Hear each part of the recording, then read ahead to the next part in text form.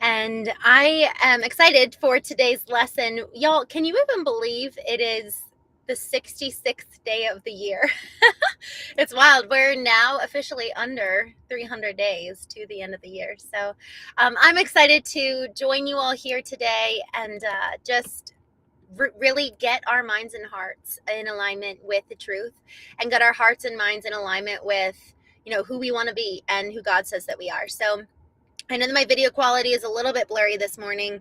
I wanted to join as quickly on time, or as much on time as possible, and I'm in my car. I just wrapped up at the gym, so we will we'll go ahead and make today's conversation brief because I'm mindful about the video quality. But let's go ahead and start with just a quick review of some of the preceding lessons, and then we'll go ahead and dive into today's lesson. Lesson 40, I am blessed as a son of God. Lesson 41, God goes with me wherever I go. My alarm is going off. My alarm is going off to do the show. Lesson 42, God is my strength. Vision is his gift. Lesson 43, God is my source. I cannot see apart from him. Lesson 44, God is the light with which I think. No, God is the light with which I see. Lesson 45, God is the mind with which I think. Lesson 46, God is the love in which I forgive. Lesson 47, God is the strength in which I trust. Lesson 48, there is nothing to fear. Lesson 49, God's voice speaks to me all through the day. Lesson 50, I am sustained by the love of God. Lesson 61, I am the light of the world. Lesson 62, forgiveness is my function as the light of the world. Lesson 63, the light of the world brings peace to every mind through my forgiveness. Lesson 64, let me not forget my function. Lesson 65, my only function is the one God gave me. And lesson 66, my happiness and my function are one. You have surely noticed an emphasis throughout our recent lessons on the connection between fulfilling your function and achieving happiness. This is because you do not really see the connection. Yet there is more than just a connection between them. They are the same. Their forms are different, but their content is completely one. The ego does constant battle with the Holy Spirit on the fundamental question of what your function is. So does it do constant battle with the Holy Spirit about what your happiness is. It is not a two-way battle. The ego attacks and the Holy Spirit does not respond. He knows what your function is. He knows that it is your happiness. Today we will try to go past this wholly meaningless battle and arrive at the truth about your function. We will not engage in senseless arguments about what it is. We will not become hopelessly involved in defining happiness and determining the means for achieving it. We will not indulge the ego by listening to its attacks on truth. We will merely be glad that we can find out what truth is. Our longer practice period today has as its purpose your acceptance of the fact that not only is there a very real connection between the function God gave you and your happiness, but that they are actually identical. God gives you only happiness. Therefore, the function he gave you must be happiness, even if it appears to be different. Today's exercises are an attempt to go beyond these differences in appearance and recognize a common content where it exists in truth. Begin the 10 to 15 minute practice periods by reviewing these thoughts. God gives me only happiness. He has given my function to me. Therefore, my function must be happiness. Try to see the logic in the sequence, even if you do not yet accept the conclusion. It is only if the first two thoughts are wrong that the conclusion could be false. Let us then think about the premises for a while as we are practicing. I'm just going to repeat those again. God gives me only happiness. He has given me my function to me. Therefore, my function must be happiness. The first premise is that God gives you only happiness. This could be false, of course, but in order for it to be false, it is necessary to define God as something he is not. Love cannot give evil, and what is not happiness is evil. God cannot give what he does not have, and he cannot have what he is not. Unless God gives you only happiness, he must be evil. And it is this definition of him you are believing if you do not accept the first premise. The second premise is that God has given you your function. We have seen that there are only two parts of your mind. One is ruled by ego and is made up of illusions. The other is the home of the Holy Spirit where truth abides. There are no other guides but these to choose between, and no other outcomes possible as a result of your choice but the fear that the ego always engenders, and the love that the Holy Spirit always offers to replace it. Thus, it must be that your function is established by God through his voice, which you have made to replace him, which is true. Unless God gave your function to you, it must be the gift of the ego. Does the ego really have gifts to give, being itself an illusion, and offering only the illusion of gifts? Think about this during the longer practice period today. Think also about the many forms the illusions of your function has taken in your mind, and the many ways in which you tried to find salvation under the ego's guidance. Did you find it? Were you happy? Did they bring you peace? We need great honesty today. Remember the outcomes fairly, and consider also whether it is ever reasonable to expect happiness from anything the ego ever proposed. Yet the ego is the only alternative to the Holy Spirit's voice. You will listen to madness or hear the truth. Try to make this choice as you think about the premises on which our conclusion rests. We can share in this conclusion, but in no other, for God himself shares it with us. Today's idea is another giant stride in the perception of the same as the same, and the different is different. On one side stands all illusions, on all truth stands on the other. Let us try today to realize that only the truth is true.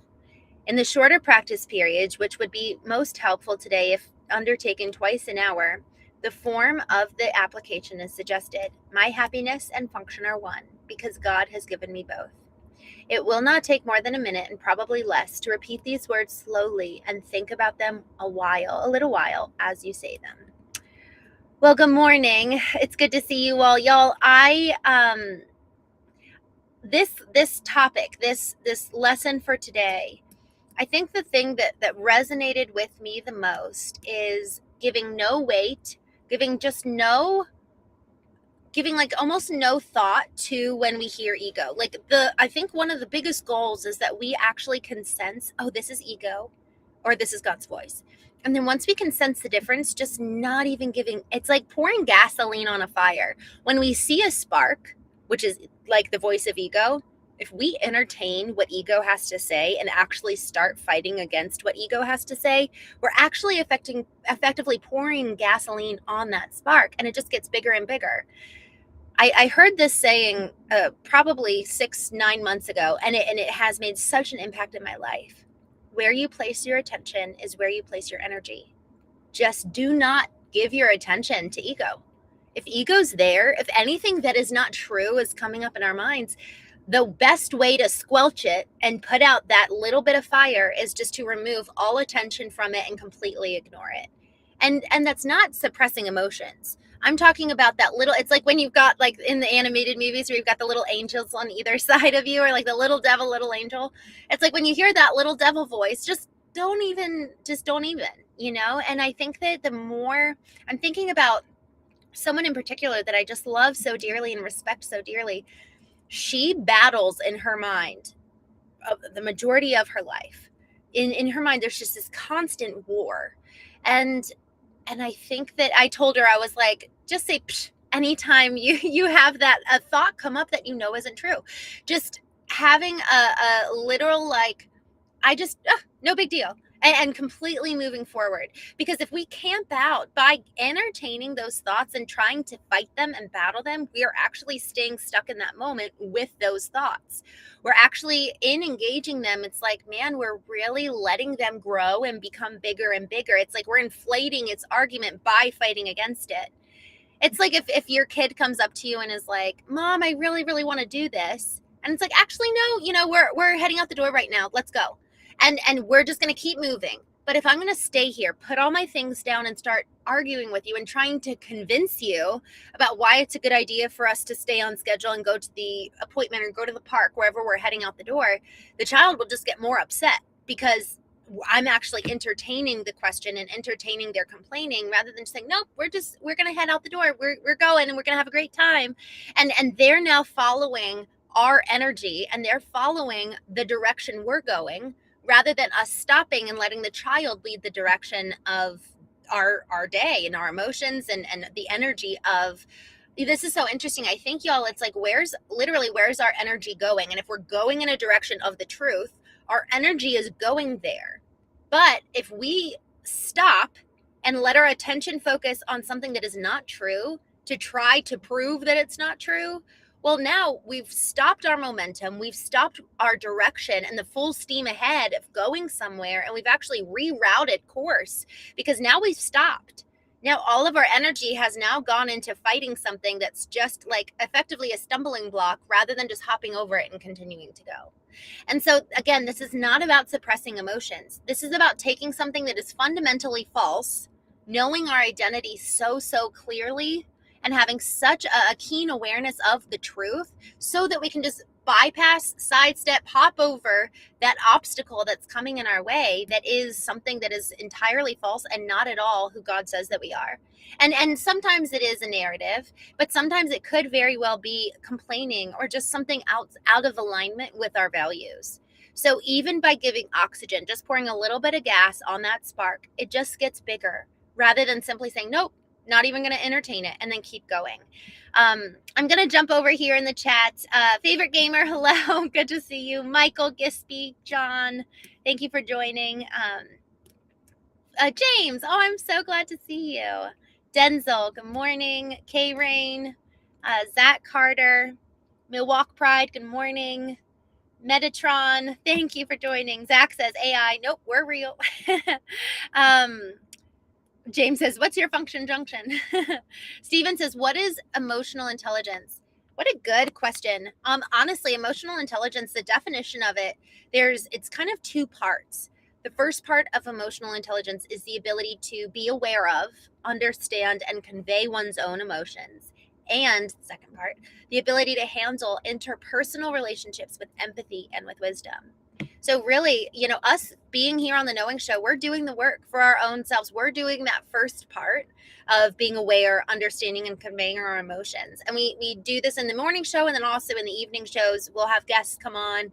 But y'all, this is our job. Our job is to first really be aware. That's the first step, is being aware. What's going on inside of me? Because so often we get caught off guard, much less so everyone else gets caught off guard by our emotions or that which hasn't been processed inside of us. So that's the definition of emotional intelligence. Frank says, nobody watches you harder than people who doubt you. So give them a good show. Oh man. Well, I hope that that's what they're experiencing. Brad says, controlling your emotions is intelligent. Yeah. Isn't that so true? 16, young Angelina. Thank you for joining. Bruce, Jesus said to deny yourself and become a servant. Man, and y'all, that I feel like that is actually the outcome of being emotionally healthy. The ability to empathize with somebody. Talk about service. Talk about servant leadership. Talk about love. Being able to empathize with somebody and sit in their experience, that is one of the most loving things we can ever do for someone. Deuces, hello. I'm so glad to see you.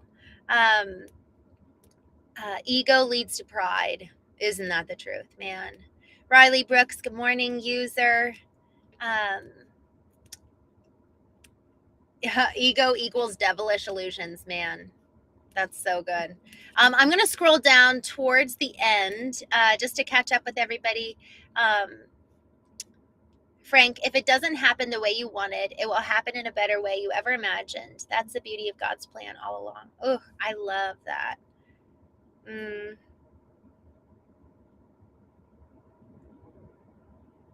Yeah, geez, Geek, I'm so glad. I love he added to my or she added to my example of the child. Effectively just amplifying it, making it so much better.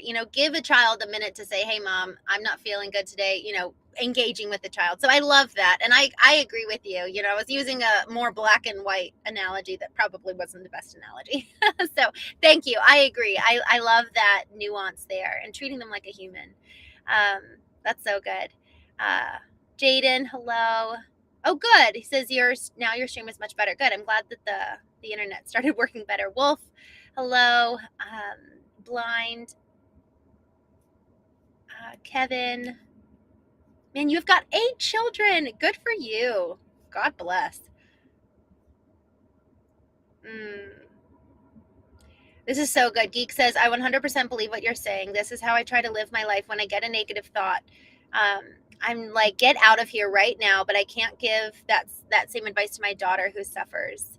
Well, you know what? What a good perspective, Geeky. Like, there's different things when it comes to controlling the mind. There's different tactics that work for different people.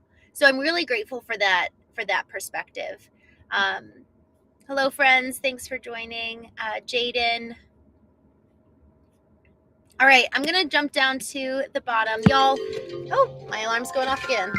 All right.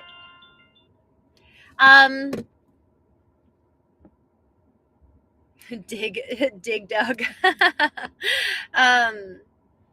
God in the flesh. What do I have to do to attain enlightenment? Ooh, you tell me, and then I'll go do that. I'm joking. For me personally, I know a lot of folks talk about different modalities. I've never done a ton of meditation. I've done some, and I found it to be encouraging and helpful.